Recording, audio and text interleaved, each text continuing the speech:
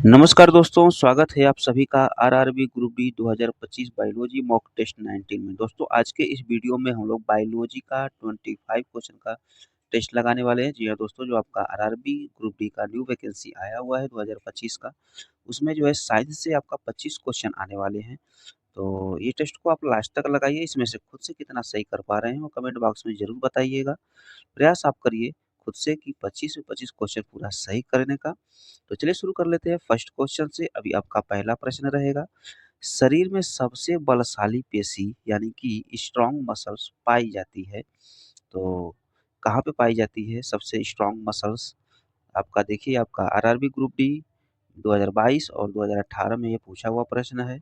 तो इसका आंसर करेंगे आप लोग, तो इसका राइट आंसर हो जाएगा ऑप्शन नंबर बी, जबड़े में पाई जाती है। ओके, अगर यही भी प्रश्न अगर बन जाए कि उस मसल्स का क्या नाम है, तो उस मसल्स का नाम है मैसेटर। ओके, मैसेटर मसल उसका नाम है। ओके, चलिए डिटेल में समझेंगे, अच्छे से समझ में आ जाएगा। मानव शरीर की सबसे मजबूत मांसपेशी मैसेटर है। यह जबड़े की मांसपेशी है जो चबाने का काम करती है। ओके, जबड़े की सभी मांसपेशियां एक साथ काम करती हैं। ये पॉइंट आप लोग पकड़ के रखिएगा, ये प्रश्न आपका डायरेक्ट बन सकता है। ओके, चलिए नेक्स्ट क्वेश्चन देखेंगे। क्वेश्चन नंबर 2 रहेगा आपका, बाह्य कण का कठोर लचीला भाग बना होता है, तो इसका राइट आंसर हो जाएगा उपास्थि का बना होता है, यानी कि कार्टिलेज का बना होता है। Option number C is the right. Okay, RRB NTPC में ये पूछा हुआ प्रश्न है। ओके, चलिए डिटेल में समझेंगे, अच्छे से समझ में आएगा। बाह्य कण का लचीला भाग उपास्थि यानी कि कार्टिलेज का बना होता है। उपास्थि का निर्माण कंकाली संयोजी ऊतक से होता है। यह अर्धठोस, पारदर्शक एवं लचीला ग्लाइकोप्रोटीन से बने मैट्रिक्स से निर्मित होता है। ओके, नेक्स्ट पॉइंट आपका रहेगा, अस्थि एक ठोस, कठोर, मजबूत संयोजी ऊतक है। संयोजी ऊतक किसे कहते हैं? संयोजी ऊतक का मतलब हुआ कि जो पूरे बॉडी को कनेक्ट करके रखे, उसको संयोजी ऊतक बोलते हैं। जैसे आपका ब्लड हो गया, हड्डी हो गया, त्वचा हो गया, ये सब क्या हो गए? संयोजी ऊतक हो गए। ओके, संयोजी ऊतक हो गए। मैट्रिक्स का बना होता है। मैट्रिक्स में कैल्शियम और मैग्नीशियम के लवण पाए जाते हैं। ओके, और ये दो पॉइंट आपको वेरी वेरी इंपॉर्टेंट है, ये बहुत बार पूछा जाता है, इसको आप लोग याद रखेंगे। मांसपेशी एवं अस्थि के जोड़ को कंडरा यानी कि टेंडन कहते हैं। ओके, और अस्थि से अस्थि के जोड़ को स्नायु यानी कि लिगामेंट कहते हैं। ओके, ये काफ़ी बार प्रश्न पूछा जाता है, ये प्रश्न को आप लोग याद रखिएगा। चलिए नेक्स्ट क्वेश्चन देखेंगे। नेक्स्ट क्वेश्चन रहेगा आपका, खरगोश तथा मनुष्य में सबसे छोटी हड्डी है। आंसर करेंगे आप लोग, आपका आरआरबी जेई में पूछा हुआ प्रश्न है ये। तो इसका राइट आंसर हो जाएगा स्टेपिच हड्डी। Okay, option number D is the right. Okay, important point देखेंगे, खरगोश तथा मनुष्य में सबसे छोटी हड्डी कान में पाई जाने वाली हड्डी होती है, जिसको स्टेपिच हड्डी कहा जाता है। और ये हड्डी के अलावा दो और हड्डी पाई जाती हैं, उनका नाम है इनकस और मैलियस। ये भी जो होता है, कान की दो हड्डियां और हैं। ओके, चलिए नेक्स्ट क्वेश्चन देखेंगे।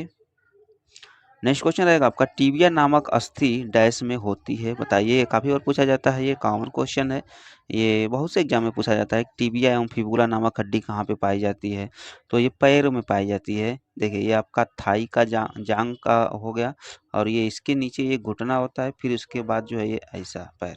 ओके, ये आपका जांघ की हड्डी हो गई। और ये जो टीबिया एवं फिबुला नामक जो हड्डी रहती है, इसी में पाई जाती है, घुटने से और पाँव के बीच में। ओके, दो हड्डी रहती हैं, एक का नाम टिबिया, एक का नाम फिबुला रहता है। ओके, तो यही पूछ रहा है कि टिबिया नामक अस्थि कहाँ पे पाई जाती है, तो कहाँ पे पाई जाती है? तो पैर में पाई जाती है। Option number C is the right. Okay, important point देखेंगे, पैर में टिबिया एवं फिबुला दो हड्डियां पाई जाती हैं। सबसे लंबी हड्डी अगर यही पूछा जाए, तो फीमर हड्डी जो जांग में पाई जाती है। ओके, याद रखेंगे। हाथ में अल्नार रेडियस ह्यूमरस हड्डी पाई जाती है। ओके, अब एक पॉइंट और आपको याद रखना है कि मनुष्य के कपाल में 8 हड्डी होती हैं। ओके, चलिए नेक्स्ट क्वेश्चन देखेंगे। क्वेश्चन नंबर 5 रहेगा, मानव शरीर के किस अंग में हड्डियों की संख्या सर्वाधिक होती है? तो इसका राइट आंसर हो जाएगा कशेरुकाएं। ओके, आपका आरआरबी ग्रुप डी में पूछा हुआ प्रश्न है। कशेरुकाएं किसे कहते हैं? रीढ़ की अस्थियां यानी कि कशेरुकाएं की संख्या जो होती है, 33 होती है, उसमें हड्डियों की संख्या, रीढ़ की अस्थि को कशेरुकाय कहते हैं। ओके, जिनकी हड्डियों की संख्या कितनी होती है? 33 यानी कि 33। नेक्स्ट क्वेश्चन रहेगा, मानव शरीर में फेशियल हड्डियों की संख्या कितनी होती है? तो इसका राइट आंसर हो जाएगा 14 होती है। Option number D is the right. आपका आरआरबी ग्रुप डी में पूछा हुआ प्रश्न है। ओके, नेक्स्ट को डिटेल में समझेंगे। मानव शरीर में फेशियल हड्डियों की संख्या 14 होती है। क्रेनियम में 8 हड्डियां होती हैं। ओके, क्रेनियम किसे कहते हैं? तो क्रेनियम जो होता है हमारा ब्रेन हड्डी के जिस बॉक्स में सुरक्षित होता है उसको क्रेनियम कहा जाता है। ओके, कहलाता है। ओके, चलिए नेक्स्ट क्वेश्चन का आंसर करिएगा आप लोग। नेक्स्ट क्वेश्चन रहेगा आपका, निम्नलिखित में से कौन मानव शरीर में सबसे लंबी और भारी हड्डी है? तो इसका राइट आंसर हो जाएगा फीमर हड्डी। Option number D is the right. आपका ग्रुप डी में पूछा हुआ प्रश्न है। ओके, नेक्स्ट क्वेश्चन रहेगा आपका, क्वेश्चन नंबर 8 रहेगा, शरीर की सबसे मजबूत स्नायु है? तो इसका राइट आंसर हो जाएगा सोलियम। Option number B is the right. RRB group D में पूछा हुआ प्रश्न है। नेक्स्ट क्वेश्चन देखेंगे, क्वेश्चन नंबर 9 रहेगा, मांसपेशियों के किस तत्व के पर्याप्त होने से खिलाड़ी देर तक नहीं थकता है? तो इसका राइट आंसर हो जाएगा ग्लाइकोजन। ग्लाइकोजन जो होता है के पर्याप्त मात्रा में होने से खिलाड़ी देर तक नहीं थकता, यानी कि ये एनटीपीसी में पूछा हुआ प्रश्न है। ये ग्लाइकोजन जो कहाँ स्टोर रहता है? तो लीवर में स्टोर रहता है। ओके, कार्बोहाइड्रेट जो ग्लाइकोजन के रूप में स्टोर रहता है वो भी लीवर में। ओके, नेक्स्ट क्वेश्चन देखिएगा, मेरुदंड हड्डियों की संख्या कितनी होती है? तो अभी मैं आपको बताया 33 होती है। आपका ग्रुप डी में पूछा हुआ प्रश्न है। ये क्वेश्चन काफ़ी इंपॉर्टेंट है। ह्यूमरस हड्डी स्थित होती है? तो इसका राइट आंसर हो जाएगा ऊपरी लिम्ब, यानी कि हाथ में रहती है, स्थित रहती है। Okay, next question, question number 12 रहेगा आपका, मनुष्य का अंगूठा बाकी अंगुलियों की अपेक्षा अधिक स्वतंत्रता से गति करता है क्योंकि इसमें उपस्थित होता है। क्या उपस्थित रहता है? तो सैंडल संधि उपस्थित होता है।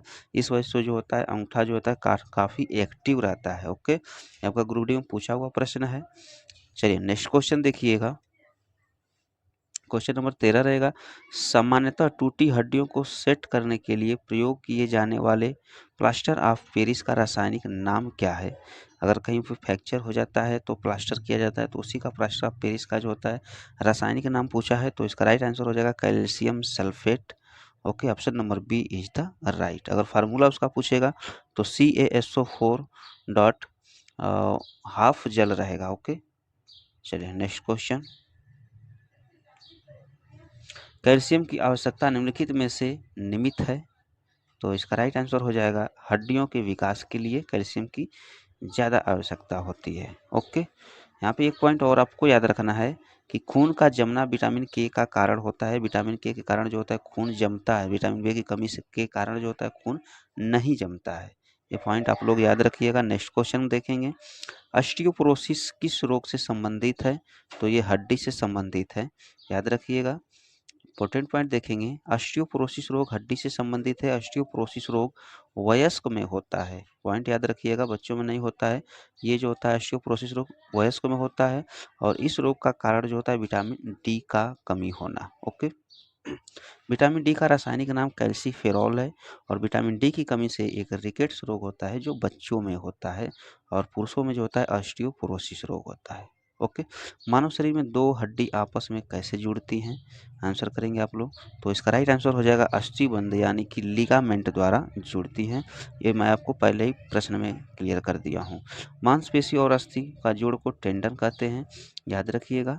नेक्स्ट क्वेश्चन रहेगा आपका, हमारा दंतवल्क डैश से बना होता है, किससे बना होता है? आंसर करेंगे आप लोग। तो कैल्शियम फास्फेट से बना होता है। ओके, ये मानव शरीर के सबसे मजबूत पदार्थ होता है जिसको इनेमल बोलते हैं और इंग्लिश में इनेमल बोलते हैं और दंतवल्क बोलते हैं। ओके, हमारा दंतवल्क यानी कि इनेमल कैल्शियम फास्फेट से बना होता है या मानव शरीर का सबसे कठोर पदार्थ है। ओके, चलिए नेक्स्ट क्वेश्चन देखेंगे, हमारे कानों में डैश की उपस्थिति के कारण जो एक प्रकार का संयोजी ऊतक है कानों को मोड़ा जा सकता है। तो इसका राइट आंसर हो जाएगा उपास्थियों के कारण। Option number C is the right. Okay, हमारे कानों की उपस्थिति के कारण जो एक प्रकार का संयोजी ऊतक है कानों को मोड़ा जा सकता है। उपास्थि ऊतक का मैट्रिक्स लसा होता है। ये पॉइंट आपको पकड़ के रखना है। नेक्स्ट क्वेश्चन देखेंगे, दो अस्थियां एक दूसरे से किसी अन्य संयोजी ऊतक द्वारा जुड़ी हो सकती हैं जिसे डैश कहा जाता है। क्या कहा जाता है? तो इसका राइट आंसर हो जाएगा, दो अस्थियां जो आपस में जुड़ी रहती हैं उसको क्या बोलते हैं? लिगामेंट बोलते हैं, यानी कि स्नायु बोला जाता है। ओके, यहाँ पे देखिए, दो अस्थियां एक दूसरे से किसी अन्य संयोजी ऊतक द्वारा जुड़ी हो सकती हैं जिसे स्नायु कहा जाता है। मांसपेशियां और अस्थि के जोड़ को टेंडन कहा जाता है। ओके, नेक्स्ट क्वेश्चन रहेगा आपका, हमारे पेशियों में किस अम्ल के कारण पीड़ा होती है जमा हो जाने के कारण? तो लैक्टिक अम्ल की जमा हो जाने के कारण जो होता है क्या हो जाता है? मांसपेशियां दर्द करने लगती हैं। ओके, नेक्स्ट क्वेश्चन रहेगा आपका 21, मांसपेशियों का थकान डैश के जमा होने के कारण होता है? तो लैक्टिक अम्ल के कारण, यही अभी मैं आपको बताया। क्वेश्चन नंबर 22 रहेगा आपका, मानव शरीर का सबसे मजबूत हड्डी कौन सी है? तो इसका राइट आंसर हो जाएगा जांघ की हड्डी। ओके, नेक्स्ट क्वेश्चन रहेगा, क्वेश्चन नंबर 23 रहेगा, रीढ़ की हड्डी को भी कहा जाता है, क्या कहा जाता है? तो मेरुदंड कहा जाता है। मेरुदंड की संख्या कितनी होती है? 33 होती है। क्वेश्चन नंबर 24 का आंसर करेंगे आप लोग, एक मानव शरीर में सब अनैच्छिक मांसपेशियां कहाँ पे होती हैं? तो इसका राइट आंसर हो जाएगा दिल में होती हैं। ओके, चलिए नेक्स्ट क्वेश्चन और वीडियो का लास्ट क्वेश्चन रहेगा आपका, स्वैच्छिक मांसपेशियां डैश में विद्यमान होता है, किस में होता है? तो इसका राइट आंसर हो जाएगा हाथ में होता है। ओके, कहाँ कहाँ पे पाई जाती हैं? तो स्वैच्छिक या रेखीय मांसपेशियां पेशियां केंद्रक तंतुओं द्वारा बनती है, या पेशी हाथ, पैर, गर्दन आदि में पाई जाती है। अनैच्छिक मांसपेशियां या अरेखित पेशियां नेत्र के आइरिस, आहार नाल तथा मूत्राशय तथा हृदय आदि में पाई जाती हैं।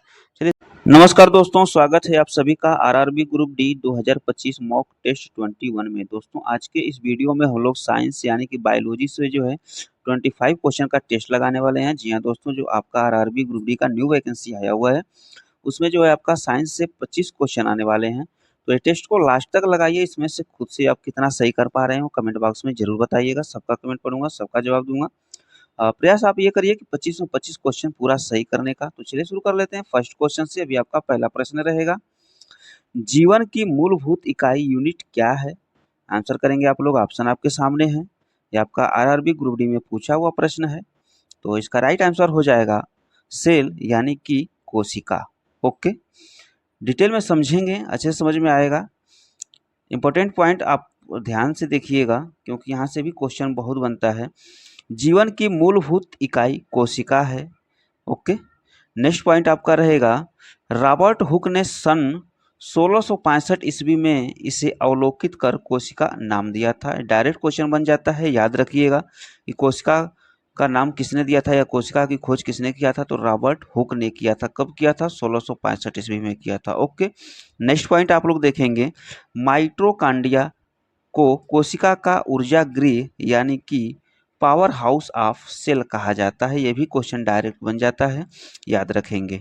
ओके, नेक्स्ट क्वेश्चन है और ये वेरी वेरी इंपॉर्टेंट है, केंद्रक का खोज किसने किया था? तो रॉबर्ट ब्राउन ने 1831 ईस्वी में किया था। और इम्पोर्टेंट ये क्यों है? क्योंकि इसे जो है कोशिका का मस्तिष्क कहा जाता है, यानी कि ब्रेन ऑफ द सेल कहा जाता है। ओके, क्यों कहा जाता है? क्योंकि ये जो है कोशिकाओं में होने वाली सभी क्रियाओं को नियंत्रण रखता है, इसलिए इसे केंद्रक को जो है कोशिका का मस्तिष्क कहा जाता है। और किसने खोजा था? तो रॉबर्ट ब्राउन ने खोजा था। ओके, नेक्स्ट पॉइंट है और ये काफ़ी इंपॉर्टेंट है कि कोशिका के अध्ययन को क्या कहा जाता है? तो साइटोलॉजी कहा जाता है। डायरेक्ट क्वेश्चन बनता है, याद रखेंगे। चलिए नेक्स्ट क्वेश्चन की ओर बढ़ेंगे। अभी अगला प्रश्न रहेगा आपका, कवक की, आंसर करेंगे आप लोग, कवक की कोशिका भित्ति किसकी बनी होती है? आंसर करिए आप लोग। तो इसका राइट आंसर हो जाएगा ऑप्शन नंबर बी, काइटिन की बनी होती है। ये आपका आरआरबी ग्रुप डी में पूछ दिया है प्रश्न, डिटेल में समझेंगे। कवक की कोशिका भित्ति काइटिन की बनी होती है। कवक का अध्ययन माइकोलॉजी में किया जाता है। एक पॉइंट आपको यहाँ से ये ध्यान देना है कि कवक का अध्ययन जो होता है माइकोलॉजी में किया जाता है। और यही प्रश्न अगर बन जाए कि शैवालों का अध्ययन किसके अंतर्गत किया जाता है? तो फाइकोलॉजी के अंतर्गत किया जाता है। याद रखिएगा, ये दोनों नाम मिलता जुलता है, बहुत कन्फ्यूजन होता है इसमें, तो आपको याद रखना है। ओके, चलिए नेक्स्ट पॉइंट देखिएगा, कवक में संग्रहित भोजन ग्लाइकोजन के रूप में रहता है। याद रखिएगा, इंपॉर्टेंट पॉइंट है ये। चलिए नेक्स्ट क्वेश्चन की ओर बढ़ेंगे। नेक्स्ट क्वेश्चन है आपका, टॉक्सिकोलॉजी में किसका अध्ययन किया जाता है? ये पूछा हुआ प्रश्न है। आंसर करेंगे आप लोग, ऑप्शन आपके सामने हैं। तो इसका राइट आंसर हो जाएगा ऑप्शन नंबर बी, जहर का अध्ययन किया जाता है। ओके, किसमें किया जाता है, किसके अंतर्गत किया जाता है? तो टॉक्सिकोलॉजी के अंतर्गत किया जाता है। और एक पॉइंट आपको ये याद रखना है कि टेक्सोनॉमी के अंतर्गत किसका अध्ययन किया जाता है? तो जैव विविधता का अध्ययन किया जाता है। ये दोनों मिलता जुलता है, इस वजह से आपको दोनों बता दिया। ओके, चलिए नेक्स्ट क्वेश्चन का आंसर करिएगा आप लोग।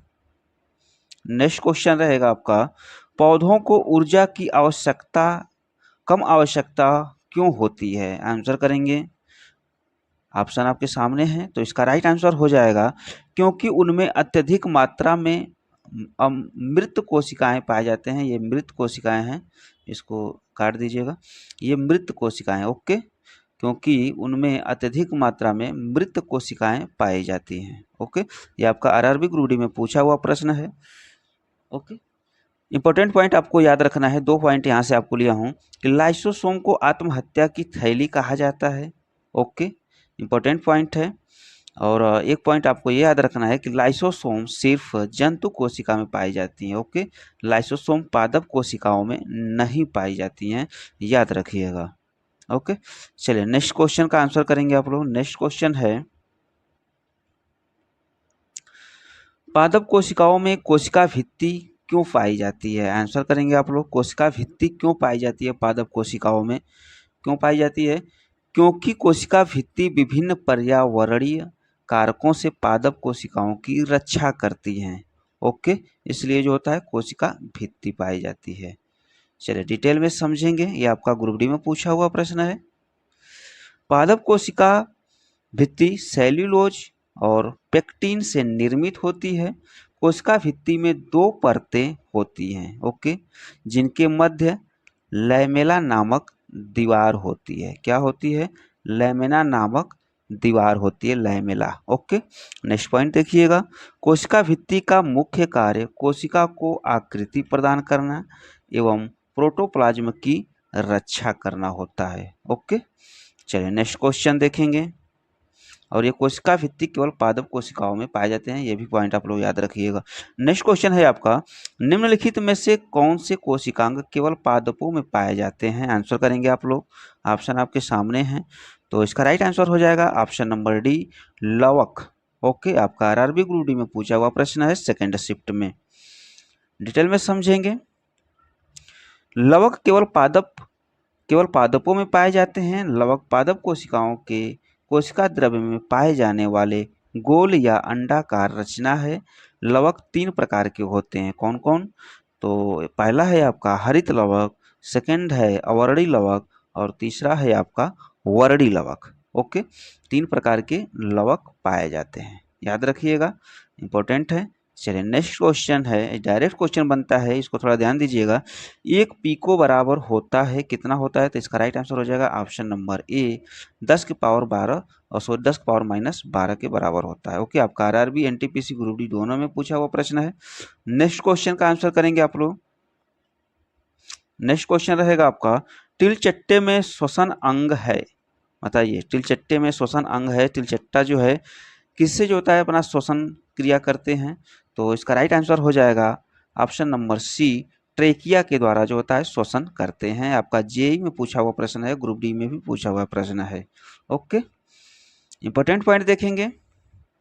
तिलचट्टे में श्वसन ट्रेकिया है। ओके, बड़े जीव फेफड़ा से श्वसन करते हैं, याद रखिएगा, जैसे मनुष्य हो गया, मेढक हो गया, कुत्ता हो गया इत्यादि। ओके, लेकिन यहाँ पे मछलियों का श्वसन जो होता है गिल्स द्वारा होता है, याद रखिएगा, गिल्स द्वारा जो होता है मछलियां श्वसन करते हैं। ओके, नेक्स्ट क्वेश्चन देखिएगा, इनमें से किसमें ऊर्जा का उत्पादन होता है? तो इसका डायरेक्ट क्वेश्चन बनता है, तो आपको आंसर डायरेक्ट कर देना है, श्वसन में जो होता है ऊर्जा का उत्पादन होता है। नेक्स्ट क्वेश्चन, मानव शरीर के किस अंग में रुधिर ऑक्सीजन युक्त होता है? तो इसका राइट आंसर हो जाएगा ऑप्शन नंबर सी, फेफड़ा। ओके, फेफड़ा में जो होता है ऑक्सीजन युक्त जो होता है रुधिर होता है। ओके, ये आपका आरआरबी एएलपी में पूछा हुआ प्रश्न है, थर्ड शिफ्ट में। नेक्स्ट क्वेश्चन रहेगा आपका, कॉकरोच जल में जीवित नहीं रह सकता क्योंकि उसका श्वसन अंग है। कौन सा, किससे श्वसन श्वसन करता है? तो इसका राइट आंसर हो जाएगा trachea. Okay, option number B is the right. Trachea द्वारा ये श्वसन करता है, इसलिए जल में जीवित नहीं रह सकता है। ये आपका आरआरबी ग्रुप डी में पूछा हुआ प्रश्न है। इंपॉर्टेंट पॉइंट देखिएगा, कॉकरोच जल में जीवित नहीं रह सकता क्योंकि इसमें श्वसन वातक यानी कि ट्रेकिया से होता है। ओके, नेक्स्ट पॉइंट रहेगा आपका, पृथ्वी पर जितने भी कीट हैं उन सभी में ट्रेकिया द्वारा श्वसन क्रिया होती है, याद रखिएगा। ओके, चलिए नेक्स्ट क्वेश्चन। अगला प्रश्न है आपका, किस प्रक्रिया द्वारा श्वसन के दौरान गैसें रुधिर में प्रवेश करती हैं और फिर उसे छोड़ती हैं? तो इसका राइट आंसर हो जाएगा ऑप्शन नंबर सी, विसरण और सक्रिय परिवहन द्वारा। Option number C is the right. ये आपका आरआरबी ग्रुप डी में पूछा हुआ प्रश्न है, डिटेल में समझेंगे। विसरण और सक्रिय परिवहन के द्वारा श्वसन के दौरान गैसें रुधिर में प्रवेश करती हैं और फिर उसे छोड़ती हैं। ओके, नेक्स्ट क्वेश्चन देखेंगे। अगला प्रश्न रहेगा, आरएनए की संरचना में डीएनए में उपस्थित थाइमिन के स्थान पर होता है, क्या होता है? तो इसका राइट आंसर हो जाएगा, ये आपका एएलपी में पूछा हुआ प्रश्न है, आंसर हो जाएगा option number D, uracil. Okay, option number D is the right. Important word देखेंगे, आरएनए की संरचना में डीएनए में उपस्थित थाइमिन के स्थान पर यूरेसिल होता है। ओके, नेक्स्ट क्वेश्चन है, काफी इंपॉर्टेंट है ये, निम्नलिखित में से कौन सा अम्ल पेट के जीवाणुओं का नाश करता है? आंसर करेंगे आप लोग।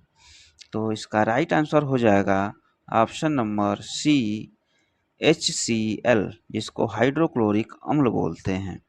इंपॉर्टेंट पॉइंट देखेंगे, HCl स्टमक यानी कि आमाशय से स्रावित होता है या पेट के जीवाणुओं को नाश करता है। ओके, HCl भोजन को अम्लीय बनाता है, जिसका पीएच मान जो होता है 1.5 से लेकर के 3.5 के बीच होता है।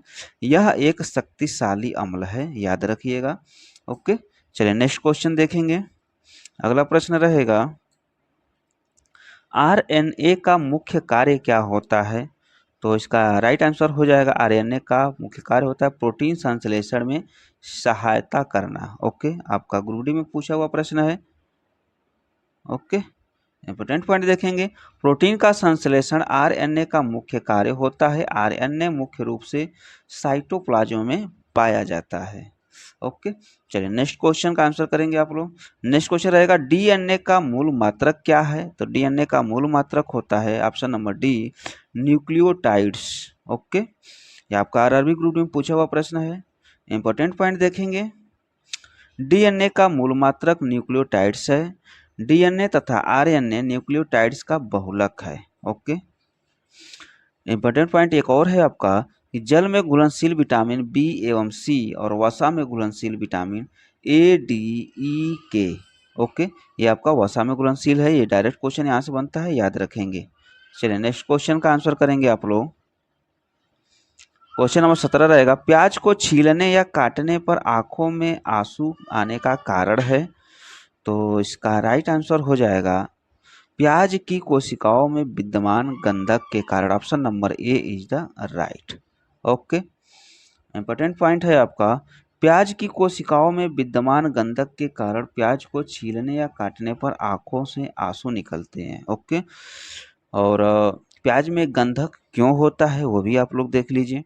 तो प्याज में एलाइल प्रोफाइल डाइसल्फाइड नामक पदार्थ पाया जाता है, जिसके कारण एक विशेष प्रकार का गंध होता है। ओके, चलिए नेक्स्ट क्वेश्चन,